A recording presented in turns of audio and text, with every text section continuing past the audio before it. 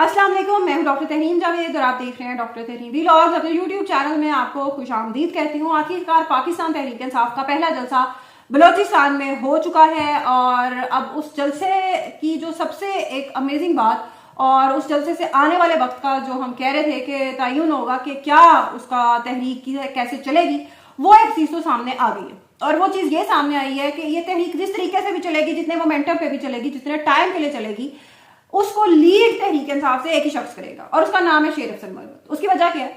शेर अफजल मरवत साहब के आने पे मैं देख रही थी कि जो लोगों के इस्तकबाल का जो उनका जोशो खरोश था, और उमर अयूब को तो कोई लिफ्ट ही नहीं करवा रहा था पूरे जलसे में, किसी को कोई इंटरेस्ट ही नहीं था कि ये बंदा मतलब क्या बात कर रहा है और उमर अयूब साहब कितनी कोई बात कर सकते हैं। तो और जैसे क्राउड, जब शेर अफजल मरवत आता है तो क्राउड सारा चार्ज हो जाता है और जो पार्टी के लोग बेशक शेर अफजल मरवत को कभी फोकल पर्सन के से जी हटाएं, कभी जी सीनियर वाइस प्रेसिडेंट के ओहदे से हटाएं, लेकिन जो आम इंसाफी है, जो आम इमरान खान से मोहब्बत करने वाला शख्स है, उसके ख्याल में शेर अफजल मरवत ही इमरान खान का नंबर 2 है। ये हकीकत जितनी जल्दी पाकिस्तान तहरीक इंसाफ समझ लेगी उतना उसके लिए बेहतर होगा, क्योंकि सोशल मीडिया पेजी से शेर अफजल मरवत को कट ऑफ करने का या उसकी प्रेजेंस को से आंखें बंद कर लेने से तो शेर अफजल मरवत हवा में नहीं ना वो गायब हो जाएगा। वो तो मौजूद है, वो तो आएगा और लोग उसको प्रमोट करेंगे।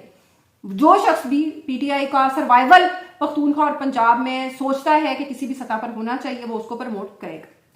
तो उमर अयूब साहब को कोई ऐसा किसी ने भी किसी को कोई दिलचस्पी नहीं थी। आधा मतलब ग्राउंड खाली था जब वो तकरीर कर रहे थे और वो भी सुबह सुबह तकरीर करने बैठ गए थे। अच्छा, उसके बाद दूसरी बात ये कि ये तहरीक इंसाफ ने जो अपना ग्रैंड अलायंस और वो सारा अपनी प्रेजेंस बेसिकली शो करने की कोशिश की एक ऐसी जगह से जहां उनकी उतनी प्रेजेंस है भी नहीं, जिस तरह अर्बन या सेंट्रल पंजाब है या पख्तूनख्वा है जहां, और अच्छा फिर कराची है जहां तहरीक इंसाफ की बड़ी सपोर्ट है, बड़ी फैन बेस है वहां पे इमरान खान की। तो पशेन या बलोचिस्तान में तो ऑब्वियसली वो नहीं है। इस दफा पाकिस्तान पीपल्स पार्टी की वहां हुकूमत बनवाई गई है और अभी तक काबीना नहीं बन सकी। और काबीना इसलिए नहीं बन सकी क्योंकि कभी इलेक्शन किसी को जितवा देते हैं, फिर वो चला जाता है अदालत में, फिर वो फैसला लेके आ जाता है, फिर वो चला जाता है। तो अभी तक किसी को कोई पता नहीं है कि हम इलेक्शन जीतते भी हैं कि नहीं। और मतलब यहाँ 5-5 हजार वोट लेके भी लोगों को अच्छा तहरीक तहफ़्फ़ुज़ आइन, आम बलोच को इस आइन के तहफ़्फ़ुज़ में ना तो कोई दिलचस्पी है और ना ही उसके पास वक्त है। यानी उसको लीस्ट इंटरेस्टेड है कि वो उसको यकीन ही नहीं है इस आइन पे, जिस आइन के तहफ़्फ़ुज़ का ये झंडा लेकर निकले पाकिस्तान तहरीक इंसाफ बलोचिस्तान। तो ये सूरत हाल है। पहले तो जलसे का टाइम एक बड़ा अर्ली रखा हुआ था, दिन के टाइम में रखा हुआ था और हमेशा से शाम में रात में तहरीक इंसाफ जलसे करती आई है, तो वो चीज़ थी। और उसके बाद फिर ये हुआ कि वहाँ पानी भी था बहुत ज़्यादा क्योंकि बारिश, अनएक्सपेक्टेड बारिशें शुरू हो गई हैं, आप जानते हैं, तो वो एक स्पेल बारिशों का आ गया।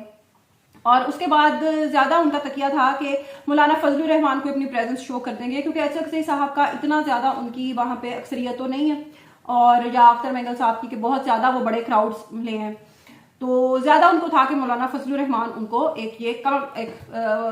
लोगों की तादाद फराहम करेंगे। वो चीज़ नहीं हो सकी क्योंकि फजलुर रहमान साहब ने उस तरह से उसमें इंटरेस्ट या उसमें वो प्रेजेंस शो ही नहीं।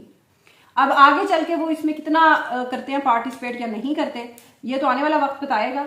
तो लेकिन इस सूरत हाल से फिलहाल यही अंदाजा हो रहा है कि फजलुर रहमान साहब इसमें आगे, क्योंकि उनको पता है कि जो मैन पावर है वो मेरी इस्तेमाल होनी है, इंसाफियों ने इतना तो कोई निकलना नहीं है बाहर, तो मैंने ही इस्तेमाल होना है, तो वो ये नहीं इस्तेमाल होना चाह रहे क्योंकि उनको अच्छे तरीके से पता है कि once PTI gets into power तो पीटीआई तो अपने लोगों को भी नहीं पूछती, तो मुझे वो कितना कोई पूछ लेगी। और आप देख रहे हैं कि पीडीएम के सरबराह थे और पीडीएम फिर इक़्तिदार में आई और सारा कुछ, लेकिन मौलाना फजलुर रहमान को उस तरह वफाक में कुछ वो उस तरह नहीं मिल सका जिस तरह वो चाहते थे। हाँ, पख्तूनख्वा की हद तक उन्हें बहुत ज्यादा फैसिलिटेट किया गया, ये और बात है कि उसका फायदा नहीं उठा सके और कोई उसमें जो इमरान खान की पॉपुलैरिटी वेव थी उसके आगे नहीं स्टैंड कर सके। तो अब उसका भी गुस्सा खैर वो दूसरी पीटीआई पर, उस पर पीडीएम की जमातों पर ही निकाल रहे हैं।